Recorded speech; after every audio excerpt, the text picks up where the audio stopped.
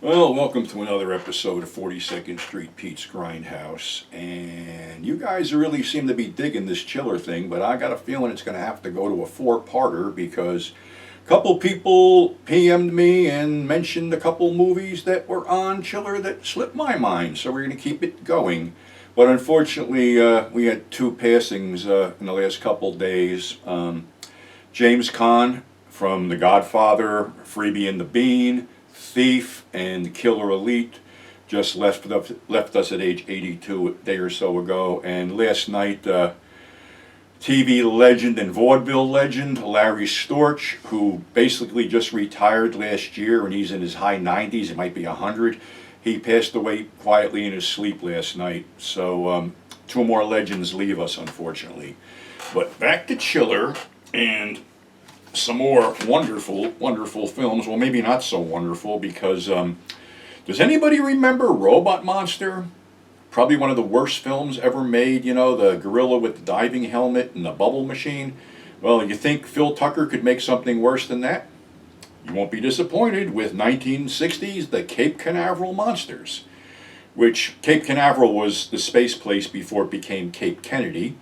And it's supposed to be in Florida, but when you look at what's going on with this movie, do you see any palm trees, swamps, or alligators? No, you see a lot of deserts and caves. So what happens is some aliens that really don't like our space program take over the bodies of two car crash victims. One who's missing an arm, but it's so bad that obviously you can see the arm tied in his shirt. Of course, they wreak havoc with stock footage, blowing up our missiles and capturing a couple of our people to send back as samples. It's a legendary mess which ran a lot, and the more you watched it, the more you hated it pretty much, so that was one. Another one that really, really pushed the envelope as far as twisted shit was Dungeons of Harrow from 1960. 60 or 62. Might have been 62. Well, it opens up with a shipwreck, basically a toy boat and a wading pool full of rocks. And some people are shipwrecked on this deserted island with this weird count and this other weird guy, and somebody has leprosy and one guy's insane, and they take the ship captain and put him on the rack and torture him till he's bleeding, and there's some black henchman that does some fucked up shit.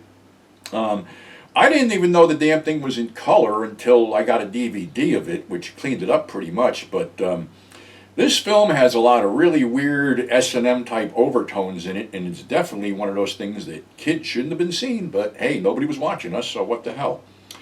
Okay, I believe this was 1958, and I think I talked about this before, The Flame Barrier, which basically you can waste 60 minutes of your life watching this thing. Seems that a spaceship lands in South America somewhere, and a bunch of scientists go to find it, but they disappear. So one of the scientists' fiancés come down there and enlist the help of two brothers who go looking for this thing. And there's a lot of stuff that doesn't make sense, like natives that catch on fire and burn. There's an attack by a fer-de-lance, which is basically some striped snake that they're holding up with a piece of fishing line, and when they shoot it, they jerk the thing there. A fer-de-lance is a big, poisonous friggin' snake. But anyway, they find that the spaceship landed in a cave, and in the cave, encased in this space blob, is her fiancé, and this space blob is putting out this electromagnetic field, which zaps everything in its path. And for some reason, they find a chimp and let the chimp walk in there and get zapped. So every 24 hours, this thing is doubling its force field and is going to take over the fucking world unless we do something. So they rig something up, and one of the guys dies heroically, dumping into the blob to zap it or whatever, and we go on to whatever. Really, I think this was one of 3 films released by some really low-budget company. The other 2 were Return of Dracula and the much more superior Monster that Challenged the World. All right, but going back to this, another snoozer was Curse of the Faceless Man from 1958, where a stone-encrusted body is found in the ruins of Pompeii. And people that are left alone with it wind up with their skulls crushed. Seems there's some weird love triangle involving this thing that, you know, a current, you know, girl today reminds him of, I guess, some princess that died, which basically the film is narrated somewhat in a monologue and has this weird music going on. But actually, the Faceless Man carries its lover into the sea and dissolves like a fucking piece of Alka-Seltzer, and thankfully there was no sequel that came out of that thing. Think that's bad? You'd be hard-pressed to top Two Lost Worlds, which advertises a lot of dinosaur fights. Basically, it's a pirate movie starring James Arness, who went on to be Marshall Dillon in Gunsmoke and was The Thing. The dinosaur fights are about 3 or 4 minutes of stock footage lifted from the film 1 Million BC. And I think over the years, through the 50s, more people saw stock footage from 1 Million BC than saw the actual movie. So that's Two Lost Worlds.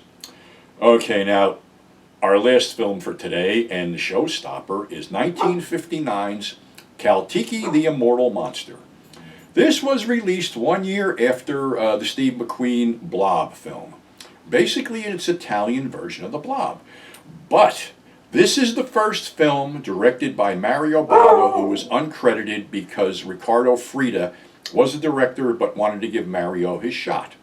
So basically, it's explorers down in the ruins of a Mayan temple, and it opens up with this one guy staggering through these misty ruins, yelling something about this guy Elmer, who he'd lost. He goes back to camp, and these guys go looking for Elmer, who we basically see as a desiccated corpse. But they do find a movie camera which documented the attack.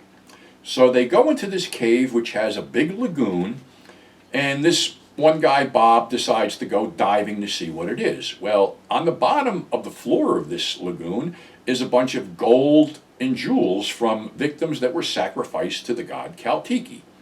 So Bob makes one pass down there, but is too greedy not to make a second pass, so when he goes down there, the rope pulls taut, and they yank Bob up, and they pull Bob's skin diver's suit off to reveal his face has been eaten down to the bone and his eyes are bulging out. Now this big blob emerges from the lagoon. Now the bag of gold is dropped there, and this one scientist, Max, goes to grab it, but trips and has his whole arm encased in Caltiki gook. John, the other scientist, hacks him loose. They get out of the cave and dump some gasoline in there and burn Caltiki. Or at least they think they burn Caltiki. They take Max to the hospital, and in a really gory scene, they peel the blob, or Caltiki, off his arm, revealing a skeletal arm. Caltiki is put in this neat container and is in John's house awaiting to be picked up. But Max, for whatever reason, goes crazy in the hospital, kills a nurse, and escapes, and is helped by his girlfriend, who is John's housekeeper. However, Max has designs on John's wife. Well, it winds up that Caltiki can be reanimated by its mate, which is a comet, which is going to pass right past the Earth tonight. The one scientist who figured this out sees the comet and his car crashes for some reason. Well, when the comet passes over the Earth, it resuscitates Caltiki, who is in this glass container, who breaks out and disgustingly breaks up into several other little Caltiki blobs. Well, Max is now gone completely crazy and has been hidden out in the house by his girlfriend and now wants John's wife.